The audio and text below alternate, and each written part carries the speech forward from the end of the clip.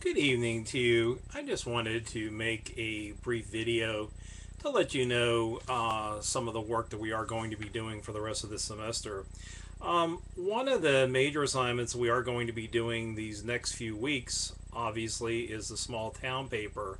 Now, when you do that paper, what you are going to do is show the changes in a town over a particular time, 10 years. It could be 25 years, 50, 75, or 100. 100 is very difficult to do. 10 or 25 years is more manageable, although if you wanted to do 50, that would be okay. But what you want to do is show what three different people have observed about the different changes in this particular town.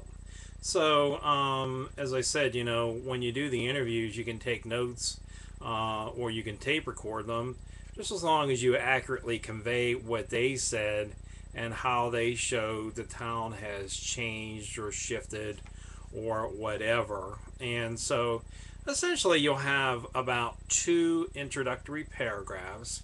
And then in the body, for each of the people, typically you'll have three or four body paragraphs and a paragraph to kind of sum up their whether you agree or disagree or what you found interesting. So you'll have those sections, and at the end of the paper, you're going to compare and contrast the three interviews, and then you add a conclusion to state what you learned from doing this particular assignment. So that is what it is due. It's not a hard paper to do. It is time consuming, and if you want it to turn out effectively, spend the needed time on it, and you may be able to use this at some point down the road for some other purpose, for a history class. Some history classes make you do local history, and so a speech class or whatever, but there's a great deal of local history here in southwestern Pennsylvania. Kevin Copper, who teaches history at WCCC, always tells me that. We drive along some of these roads around here. I've gone out on the country with him because he used to live in Butler. Now he lives over in Greensburg. And, he says to me, look at that house. He says, it's a 1700 farmhouse. Look at those smokestacks. The chimneys, the fireplaces. There's four fireplaces in that house. And he points out these different things, but there's a lot of the unique history in these towns. So anyhow, I just wanted to have you focus on the town and see how it's changed. And what's interesting, is some towns have changed for the worse, and some have changed for, the better. So if you look at, Menneson in the Mon Valley, that town has become a little bit more dangerous. Now, if you look at another former steel town where Sandcastle is like Homestead in that area, where the waterfront is vastly improved and it's a nice area to go to. A lot of shops and restaurants, but of course, all those steel mill jobs are gone. People now work at Sandcastle or Kennywood or Eaton Park or Dave and Buster's or Giant Eagle or those places. And so that's a different sort of economy. But it's interesting too. Like one of the parts of Pittsburgh, East Liberty, that area has really gone uphill. There's Google there. There's Whole Foods.